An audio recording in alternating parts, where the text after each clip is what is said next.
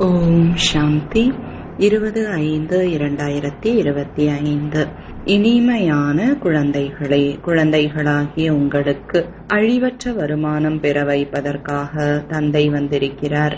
இப்பொழுது நீங்கள் ஞான ரத்தினங்களால் எந்த அளவு வருமானம் அடைய விரும்புகிறீர்களோ அந்த அளவிற்கு அடைய முடியும். கேள்வி: அசுர சம்ஸ்காரங்களை மாற்றி தெய்வீக சம்ஸ்காரங்களை உருவாக்குவதற்கு எந்த விசேஷ முயற்சி செய்ய வேண்டும்? பதில்: சம்ஸ்காரங்களை மாற்றுவதற்கு எவ்வளவு முடியுமோ ஆத்ம அபிமானத்தில் இருப்பதற்கான முயற்சி செய்யுங்கள். தேக உணர்வில் வருவதால் தான் அசுர சம்ஸ்காரங்கள் ஏற்படுகின்றன.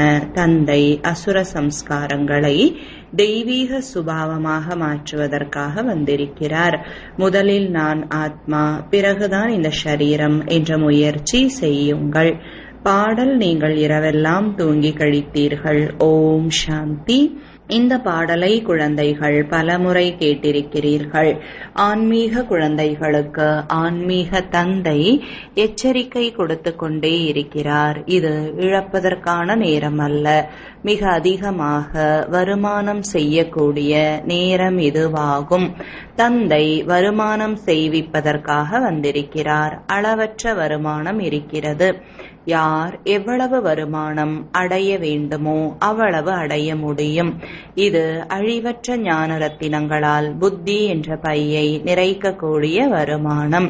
இது எதிர்காலத்திற்கானது ஆகும். அது பக்தி, இது ஞானம். எப்பொழுது ராவண ராஜ்யம் ஆரம்பமாகிறதோ அப்பொழுது பக்தியும் ஆரம்பமாகிறது என்பது மனிதர்களுக்கு தெரியாது. எப்பொழுது தந்தை வந்து ராமராஜ்யத்தை ஸ்தாபனை செய்கிறாரோ அப்பொழுதுதான் ஞானம் ஆரம்பமாகிறது. ஞானம் புதிய உலகத்திற்காக, பக்தி பழைய உலகத்திற்காக. இப்பொழுது தந்தை கூறுகிறார், முதலில் தன்னை ஆத்மா என்று புரிந்து கொள்ள வேண்டும். முதலில் ஆத்மா, பிறகுதான் ஷரீரம் என்பது குழந்தைகளாகிய உங்களது புத்தியில் இருக்கிறது. நாடகப்படி மனிதர்கள் அனைவரும் தவறானவர்களாக ஆகிவிட்டனர். அதனால்தான் முதலில் நான் உடல், பிறகுதான் ஆத்மா என்று தலைகீழாக புரிந்து கொள்கிறார்கள். இது அழியக்கூடியது என்று தந்தை கூறுகிறார். இதை நீங்கள் எடுத்துக்கொள்கிறீர்கள், பிறகு விட்டு விடுகிறீர்கள். ஆத்மாவில்தான் சம்ஸ்காரம் இருக்கிறது. தேக உணர்வில் வருவதால் அசுர சம்ஸ்காரம் ஆகிவிடுகிறது. பிறகு அசுர சம்ஸ்காரங்களை தெய்வீகமாக மாற்றுவதற்கு தந்தை வரவேண்டி இருக்கிறது. இந்த படைப்புகள் முழுவதும் படைப்பவராகி அந்த ஒரு தந்தையினுடையது ஆகும். அவரை அனைவரும் தந்தை என்று கூறுகிறார்கள். எவ்வாறு லௌகீக தந்தையும் கூட தந்தை என்று கூறப்படுகிறார். பாபா மற்றும் அம்மா, இந்த இரண்டு வார்த்தைகளும் மிக இனிமையானதாகும். படைப்பவர் என்று தந்தையை தான் கூற முடியும். அவர் முதலில் தாயை தான் தத்தெடுக்கிறார், பிறகுதான் படைப்புகளை படைக்கிறார். எல்லையற்ற தந்தையும் கூறுகிறார், நான் இவரிடத்தில் பிரவேசம் செய்கிறேன். இவரது பெயர் பிரபலமாக இருக்கிறது, பாக்யரதம் என்றும் கூறுகின்றனர். மனிதனின் சித்திரம்தான் காண்பிக்கின்றனர், எந்த காளை மாடும் கிடையாது. பாக்யரதம் மனித உடலுடன் இருக்கின்றார். தந்தை வந்துதான் குழந்தைகளுக்கு தனது அறிமுகத்தை கொடுக்கிறார். நான் பாப் தாதாவிடம் செல்கிறேன் என்று எப்பொழுதும் கூற வேண்டும். தந்தை என்று கூறும் பொழுது அவர் நிராகாரமாக ஆகிவிடுகிறார். நிராகார தந்தையிடத்தில் ஷரீரம் விடும் பொழுதுதான் செல்ல முடியும். இப்படியே யாரும் சென்றுவிட முடியாது. இந்த ஞானத்தை தந்தைதான் கொடுக்கிறார். இந்த ஞானம் தந்தையிடம் இருக்கிறது. அழிவற்ற ஞான ரத்தினங்களின் பொக்கிஷம் இருக்கிறது. தந்தை ஞான ரத்தினங்களின் கடலாக இருக்கிறார். தண்ணீருக்கான விஷயம் கிடையாது. ஞான ரத்தினங்களின் களஞ்சியமாக இருக்கிறார். அவரிடத்தில் ஞானம் இருக்கிறது. தண்ணீரை ஞானம் என்று கூறுவது கிடையாது. எவ்வாறு மனிதர்களிடத்தில் வக்கீல், மருத்துவர் போன்றவற்றின் ஞானம் இருக்கிறதோ அதுபோல இதுவும் ஞானம்.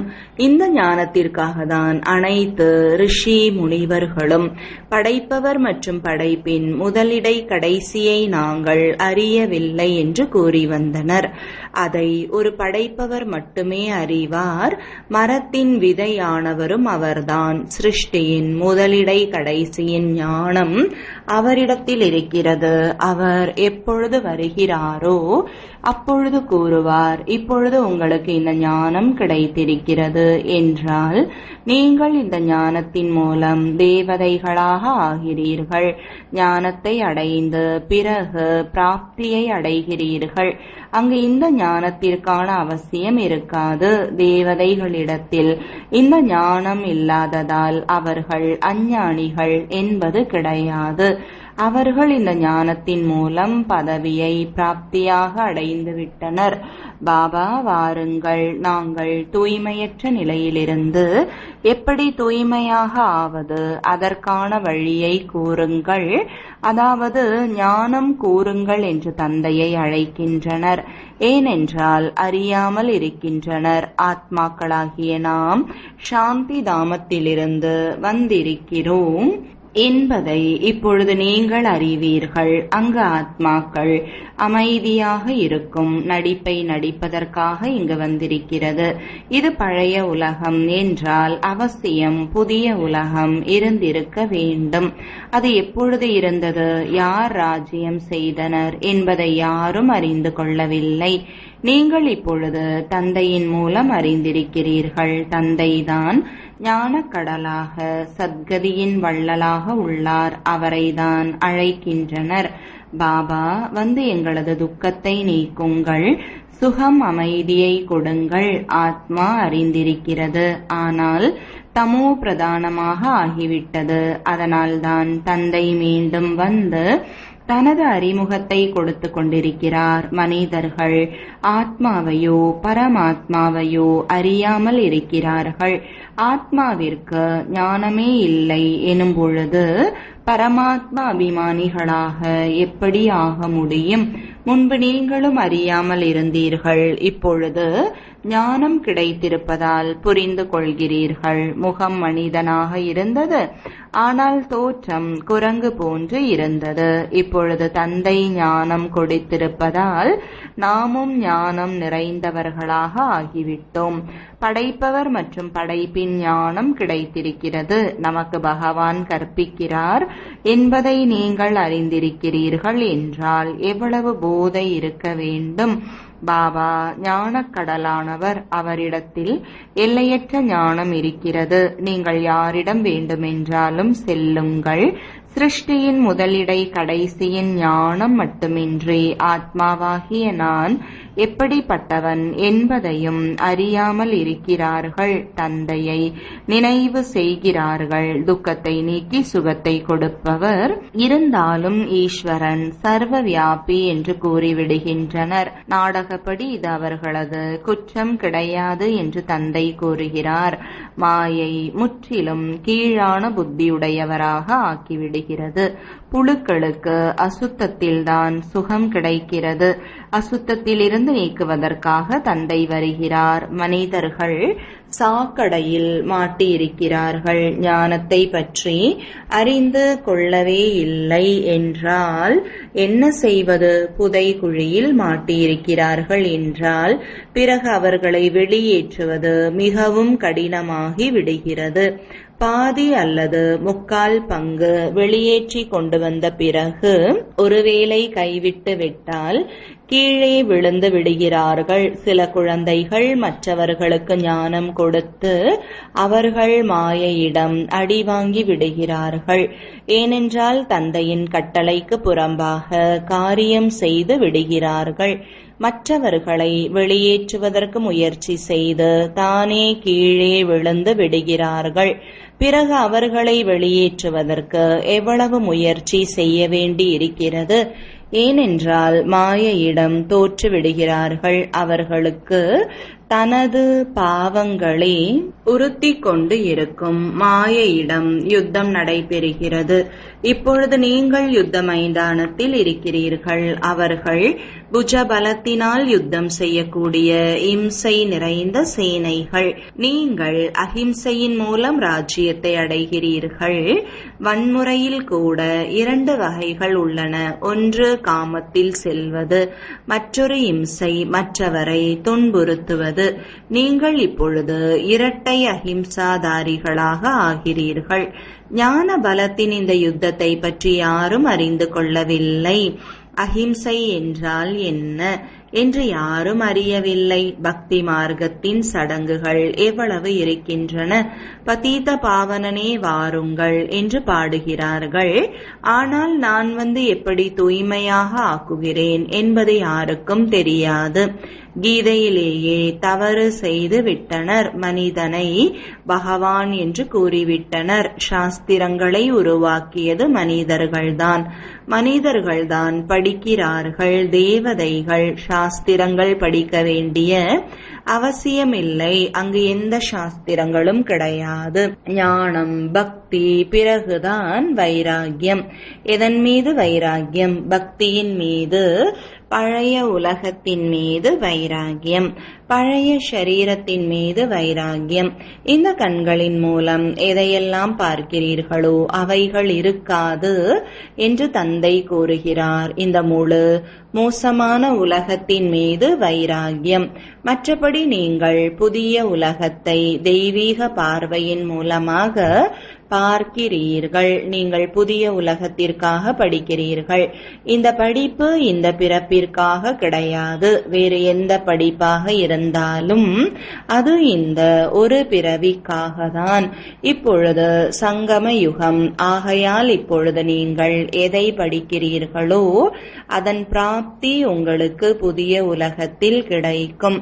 எல்லையற்ற தந்தையிடமிருந்து எவ்வளவு உயர்ந்த பிராப்தி உங்களுக்கு கிடைக்கிறது. எல்லையற்ற தந்தையிடமிருந்து எல்லையற்ற சுகத்தை அடைகிறீர்கள். ஆக குழந்தைகள் முழுமையாக முயற்சி செய்து ஸ்ரீமத் படி நடக்க வேண்டும். தந்தை உயர்ந்ததிலும் உயர்ந்தவர். அவர் மூலம் நீங்கள் உயர்ந்தவர்களாக ஆகிறீர்கள். அவர் எப்பொழுதும் உன்னதமானவராக இருக்கிறார். உங்களை உன்னதமானவர்களாக ஆக்குகிறார். 84 பிறவிகள் எடுத்து எடுத்து நீங்கள் தாழ்வானவர்களாக ஆகிவிட்டீர்கள். அவர் எப்பொழுதும் உன்னதமானவராக இருக்கிறார். நான் பிறப்பு இறப்பில் வருவது கிடையாது என்று தந்தை கூறுகிறார். நான் இப்பொழுது பாக்யசாலி ரதத்தில்தான் பிரவேசிக்கிறேன். அவரை குழந்தைகளாகிய நீங்கள் மட்டும்தான் அறிந்திருக்கிறீர்கள். உங்களது இப்போதைய மரம் மிகவும் சிறியதாகும். மரத்தை புயலும் தாக்கும் அல்லவா? இலைகள் ஆடிக்கொண்டே இருக்கின்றன. பல மலர்கள் உருவாகின்றன. பிறகு புயல் தாக்கியதும் கீழே விழுந்து விடுகின்றன. சில நல்ல பழமாக உருவாகின்றன. இருப்பினும் மாயையின் புயலால் கீழே விழுந்து விடுகின்றன. மாயையின் புயல்கள் மிக வேகமாக இருக்கிறது. அந்த பக்கம் புஜபலம், இந்த பக்கம் யோக பலம், அதாவது நினைவின் பலம். நினைவு என்ற வார்த்தையை நீங்கள் உறுதிப்படுத்திக் கொள்ளுங்கள். அவர்கள் யோகா யோகா என்ற வார்த்தையை கூறிக்கொண்டே இருக்கிறார்கள். உங்களுடையது நினைவு. நடந்தாலும் காரியங்கள் செய்தாலும் தந்தையை நினைவு செய்கிறீர்கள். இதை நினைவு என்று கூறுவது கிடையாது. யோகா என்ற வார்த்தை சந்நியாசிகளினுடையது, மிகவும் பிரபலமானது. பலவிதமான யோக முறைகளை கற்றுக் கொடுக்கின்றனர். தந்தை எவ்வளவு எளிதாக கூறுகிறார். எழுந்தாலும் அமர்ந்தாலும் நடந்தாலும் காரியங்கள் செய்தாலும் தந்தையை நினைவு செய்யுங்கள். நீங்கள் பாதி கல்பத்திற்கான நாயகிகளாக இருக்கிறீர்கள். என்னை நினைவு செய்து வந்தீர்கள்.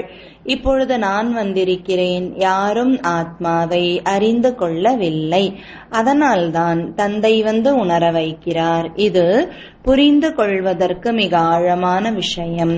ஆத்மா மிகவும் சூட்சுமமானது மற்றும் அழிவற்றது. ஆத்மாவும் அழியாதது. அதில் பதிவாகி இருக்கும் பாகமும் அழிவில்லாதது. இந்த விஷயங்களை மேலோட்டமான புத்தியுடையவர்கள் புரிந்து கொள்வது கடினமானது. சாஸ்திரங்களிலும் இந்த விஷயங்கள் கிடையாது. குழந்தைகளாகிய நீங்கள் தந்தையை நினைவு செய்வதற்கு அதிகமாக முயற்சி செய்ய வேண்டியிருக்கிறது.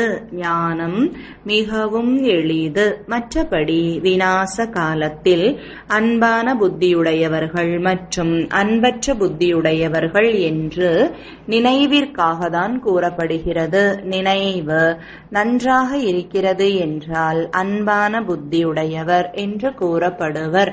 கலப்படமில்லாத அன்பு இருக்க வேண்டும். நான் பாபாவை எவ்வளவு நேரம் நினைவு செய்கிறேன் என்று தனக்குள் கேட்க வேண்டும். பாபாவின் மீது அன்பு வைத்து வைத்து எப்பொழுது கர்மாதீத நிலை ஏற்பட்டு விடுமோ அப்பொழுது இந்த சரீரத்தை விட்டு விடுவோம். மேலும் யுத்தம் ஆரம்பமாகிவிடும். எந்த அளவிற்கு தந்தையின் மீது அன்பு இருக்குமோ அந்த அளவு தமோ பிரதானத்திலிருந்து சதோ பிரதானமாக ஆகிவிடுவீர்கள். தேர்வு ஒரே நேரத்தில் தான் நடக்கும் அல்லவா? எப்பொழுது முடிவு நேரம் நெருக்கத்தில் வருமோ அப்பொழுது அனைவரின் புத்தியும் அன்பானதாக ஆகிவிடும். பிறகு அந்த நேரத்தில் விநாசமும் ஆரம்பமாகிவிடும். அதுவரை சண்டைகள் நடைபெற்று கொண்டே இருக்கும். மரணம் எதிரில் இருக்கிறது. யாரோ தூண்டுதல் கொடுப்பதால் தான் நாம் அணுகுண்டு தயாரிக்கிறோம் என்று அயல் நாட்டினரும் புரிந்து கொள்கின்றனர். ஆனால் என்ன செய்ய முடியும்? நாடகத்தில் பதிவாகி இருக்கிறது. தனது அறிவியல் பலத்தின் மூலம் தனது குலத்தையே விநாசம் செய்து கொள்கிறார்கள். தூய்மையான உலகிற்கு அழைத்து செல்லுங்கள் என்று குழந்தைகள் கூறுகிறார்கள் என்றால் ஷரீரத்தை எடுத்து செல்ல மாட்டார் தந்தை. காலனுக்கெல்லாம் காலன் அல்லவா? இந்த விஷயங்களை யாரும் அறிந்து கொள்ளவில்லை. மிருகம் இறந்தால் வேட்டைக்காரனுக்கு மகிழ்ச்சி என்று பாடப்பட்டிருக்கிறது. விநாசம் நின்றுவிட வேண்டும், அமைதி ஏற்பட வேண்டும் என்று அவர்கள் கூறுகிறார்கள். விநாசமாகாமல் சுகம் அமைதி எப்படி ஏற்பட முடியும்?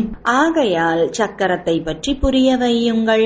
இப்பொழுது சொர்க்கத்தின் கதவு திறக்கப்பட்டு கொண்டிருக்கிறது. சாந்தி தாமம் சுகதாமத்திற்கான நுழைவு வாயில் என்பதை பற்றி ஒரு புத்தகம் வெளியிடுங்கள் என்று தந்தை கூறியிருக்கிறார். இதன் பொருளையும் புரிந்து கொள்ள மாட்டார்கள். மிக எளிதானதுதான். ஆனால் கோடியில் சிலர் மட்டும்தான் புரிந்து கொள்கிறார்கள். நீங்கள் கண்காட்சி போன்றவைகளில் ஒரு பொழுதும் மனமுடைந்து விடக்கூடாது. பிரஜைகள் உருவாகின்றனர் அல்லவா? லட்சியம் மிகவும் உயர்ந்தது. உழைப்பு தேவைப்படுகிறது. நினைவில்தான் உழைப்பு உள்ளது. இதில் பலர் தோல்வியடைந்து விடுகின்றனர். நினைவும் கலப்படம் இல்லாமல் இருக்க வேண்டும். மாயை அடிக்கடி மறக்க வைத்து விடுகிறது. உழைப்பு இல்லாமல் யாரும் உலகின் எஜமானர்களாக ஆகிவிட முடியாது. முழு முயற்சி செய்ய வேண்டும். நாம் சுகதாமத்தின் எஜமானர்களாக இருந்தோம். பலமுறை சுற்றி வந்திருக்கிறோம். இப்பொழுது தந்தையை நினைவு செய்ய வேண்டும். மாயை அதிகமான தடைகளை ஏற்படுத்துகிறது. பாபாவிடத்தில் சேவைக்கான செய்தியும் வருகிறது. இன்று வித்வான் மண்டலிக்கு புரிய வைத்தேன். இன்று இவருக்கு நாடகப்படி தாய்மார்களின் பெயர் பிரபலமாக வேண்டும், தாய்மார்களை முன்வைக்க வேண்டும் என்ற எண்ணம் குழந்தைகளாகிய உங்களிடத்தில் இருக்க வேண்டும். இது உயிருள்ள தில்வாலா ஆலயம். நீங்கள் சைத்தன்யமாக ஆகிவிட்டால் நீங்கள் ராஜ்யம் செய்து கொண்டே இருப்பீர்கள். பக்தி மார்க்கத்தின் ஆலயங்கள் இருக்காது. நல்லது. இனிமையிலும் இனிமையான தேடி கண்டெடுக்கப்பட்ட செல்லமான குழந்தைகளுக்கு தாயும் தந்தையுமான பாப்தாதாவின் அன்பு நினைவுகள் மற்றும் காலை வணக்கங்கள். ஆன்மீக குழந்தைகளுக்கு ஆன்மீக தந்தையின் வணக்கங்கள். ஆன்மீக தந்தைக்கு ஆன்மீக குழந்தைகளின் அன்பு நினைவுகளும் வணக்கங்களும். தாரணைக்கான முக்கிய சாரம். முதலாவது, ஒரு தந்தையின் மீது கலப்படமற்ற அன்பு வைத்து கர்மாதீத் நிலையை அடைய வேண்டும். இந்த பழைய தேகம் மற்றும் பழைய உலகத்தின் மீது எல்லையற்ற வைராகியம் ஏற்பட வேண்டும். இரண்டாவது, எந்த காரியமும் தந்தையின் கட்டளைக்கு புறம்பாக செய்யக்கூடாது. யுத்த மைதானத்தில் ஒரு பொழுதும் தோல்வியடையக்கூடாது. இரட்டை அஹிம்சாதாரிகளாக ஆக வேண்டும். வரதானம், சுப பாவனையுடன் சேவை செய்பவர்களாக, தந்தைக்கு சமமாக தீங்கு செய்பவர்களுக்கும் உதவி செய்பவர் ஆகுக. விளக்கம்: எப்படிப்பட்ட ஆத்மாவாக இருந்தாலும் தனது இரக்க உணர்வால், சுப பாவனையால் அவர்களை மாற்றிவிடுங்கள். இதுவே உண்மையான சேவை. விஞ்ஞானிகள் கட்டாந்தரையிலும் பயிர் விளைவிப்பதை போன்று அமைதியின் சக்தியால் இரக்க மனதோடு அபகாரிகளுக்கும் உபகாரம் செய்து பூமியை மாற்றுங்கள். சுயமாற்றத்தால், சுபபாவனையால் எப்படிப்பட்ட ஆத்மாவும் மாறிவிடும். ஏனென்றால் சுபபாவனை அவசியம் வெற்றியை பெற்றுத்தரும். ஸ்லோகன்: ஞான சிந்தனை செய்வதே எப்பொழுதும் முகமலர்ச்சியுடன் இருப்பதற்கான ஆதாரம். அவ்யக்த சமிஞ்சை ஆன்மீக கௌரவத்தையும் தூய்மை எனும் ஆளுமையையும் கையாளுங்கள். பிராமணர்களான உங்களை போன்ற ஆன்மீக ஆளுமை முழு கல்பத்திலும் வேறு யாரிடமும் இல்லை. ஏனென்றால் உங்கள் அனைவருடைய ஆளுமையை உருவாக்கக்கூடியவர் அனைத்திலும் உயர்ந்த பரமாத்மா. அனைத்திலும் உயர்ந்த ஆளுமை உங்களுடையது. கனவிலும் நினைவிலும் முழு தூய்மை. இந்த தூய்மை மட்டுமின்றி முகத்திலும் நடத்திலும் ஆன்மீக பொலிவும் உள்ளது. தனது இந்த கௌரவத்தில் எப்பொழுதும் நிலைத்திருந்தால் சேவை தானாகவே நடைபெறும்.